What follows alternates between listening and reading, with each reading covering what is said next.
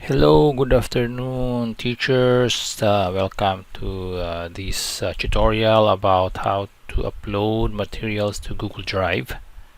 Or I mean how to upload materials to Google Classroom. First, we're going to create our Google Classroom. So starting from this page, we will open here Google Classroom. We have to look for Google Classroom. Ito, yung Google Classroom. Open natin yan. Then after that, since dito ako sa isang personal na account ko, pupunta ko dapat sa aking work account. So I'm going to use my WVSU email account. So with this, I have already this previous subjects na ginawa ko pa. I think way back 2015, 2014 pa ito. But our task this this morning is to create a Google Classroom. So ito, nakita yung plus na to. Ito tayo kagawa.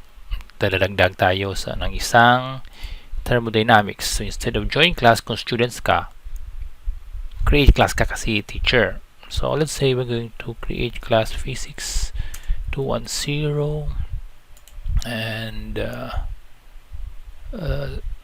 BS Ed, say 2C. Subject natin is Thermodynamics. Okay.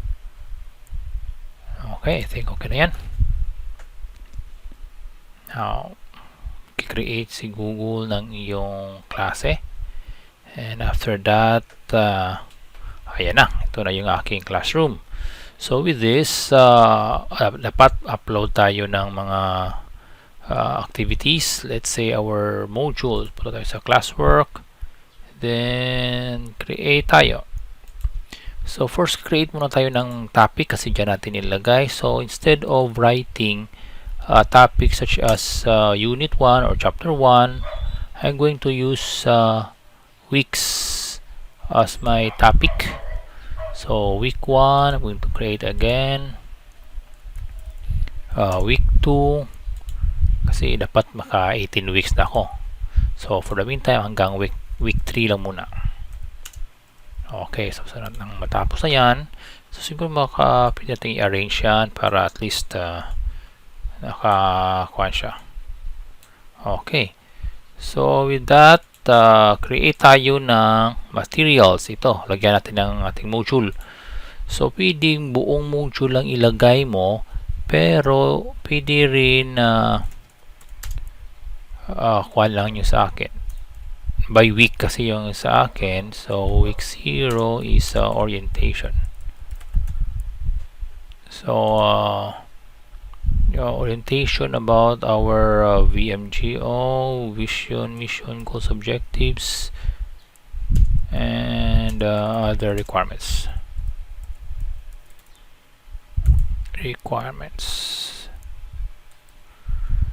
So ngayon,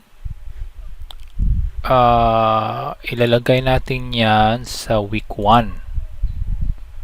No? So yung makakatingin lang yan is yung mga Physics 210, hindi yung Physics 509. Kasi pag click ko to, dalawa sila maka-receive yan. So isa lang, Physics 210 lang. And lagay natin ng file. Sa file tayo. So upload tayo ng file natin. And so na-divide ko na yung akin into weeks. Ito yung aking week 1. Sana ba yung week 1 ko? Week 1 orientation. Upload natin to. Yun na. Nandiyan na yung ating orientation na topic. Tingnan natin kung i-post mo natin. Ito dapat i-post siya para talagang papasok ka pa, kasi pag hindi siya, ayan, sa week 1 meron akong orientation. Dinagdag ko ako ulit. Ano ang dinagdag ko? Let's say meron akong task dun eh.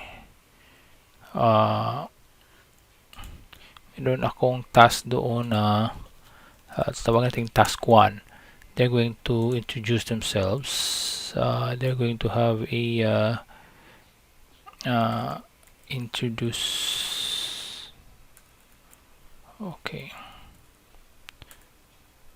Introduction. 1 minute video. Oh, yan. Okay, so again, the same topic din. Let's say yung due date natin is September 25. Okay, time natin is ganyan. Okay, lagay natin yan sa week 1 pa rin na assignment yan. Okay. Again, file tayo. Yun, upload, browse. Ano nga ba yun yung task to? May task ko. So, it's better to organize all your files in just one folder. So, ayan na. So, assign ko na yan. Meron na silang assignment, meron silang part ng module na. So, dalawa na yung sa week 1 ko. Pwede din akong, para akong nag-orient sa kanila. Meron add another material. So, instead of from Google Drive, so I'm going to upload a video. Actually, it's just a converted PowerPoint, and the same orientation. Okay, so again, we'll post this to week 1, and this time I'm going to add a file. So if I can upload this into my YouTube video later, so it's maybe nice. So what do we have here? Orientation in PowerPoint. Okay, I think this one. Okay, that's it. So if we're going to, okay, you still have to post. Now since we have posted, so we have 3. We have 1 video. Okay, we have here video. Okay, correct. The other one is in PDF. That's part of the module. And the last one is the task that is required of you. Okay, I think I am through with this. Let's say sa week 2, meron ka nang ilalagay na topic ulit. Material. So gusto mong start ka na ng lesson 1.1 mo.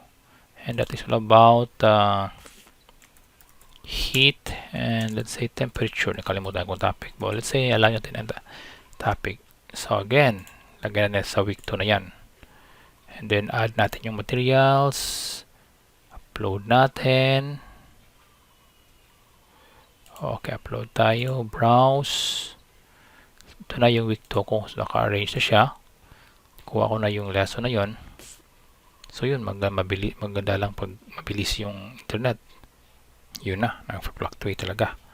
So next is, tingnan natin kung ano, i-post mo natin. Okay, so yun na, meron na akong dalawa. Meron din akong PowerPoint dito. Tingnan natin kung pwede ito. Meron akong PowerPoint na ginamit. PowerPoint.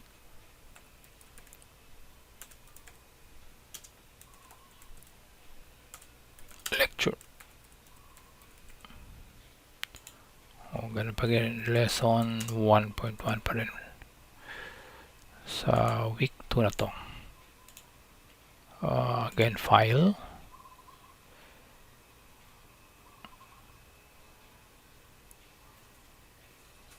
Upload tayo. Ito yung hindi, meron ako ditong ito.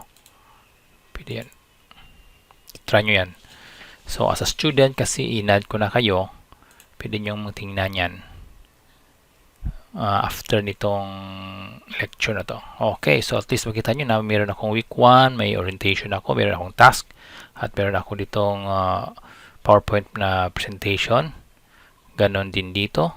The same is true with week 3 before tayo magkuhan. Para ulit-ulit lang. Materials.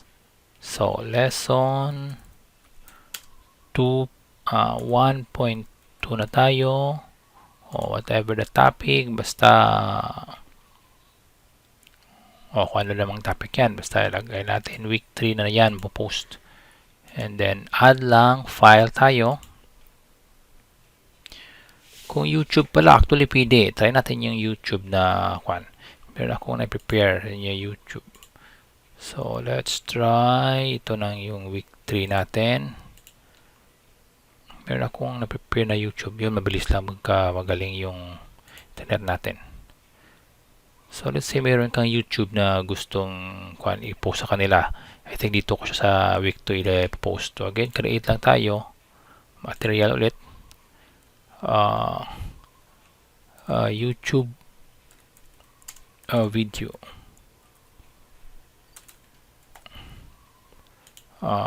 10-minute lecture. So again, ipopost ko siya sa week 2. Tapos i-add ko, this time YouTube tayo. So sa YouTube, since alam ko na pwede ka mag-search dyan, pwede ko rin i-copy paste ito. Sana pa yan? Ito yung aking YouTube videos. Hindi tayo dito sa YouTube para mas mabilis. Heat and temperature, ito physics. So I think ito yata yung temperature. Okay, copy natin ito, then ilalagay natin yan sa ating classroom. Sa ating classroom ko yan, paste natin to, Ctrl V, search natin, yan siya. Okay, so pwede na i-post yan, connected na yan sa ating lesson. So sa week 2 meron na tayong YouTube videos, may PowerPoint lecture ako dyan, tapos ito yung module natin. Okay, and then it's up to you to add. So I think I'm through with my class. Ito yung mga estudyante ko, wala pa, i-add ko mamaya yung mga students ko. So sa ating klase, pwede akong mag-upload ng photo. May ginawa ako, pinaghirapan ko, mga 1 oras ko ginawa ito, yung aking classroom banner. Ito, i-crop lang natin. Ito siya.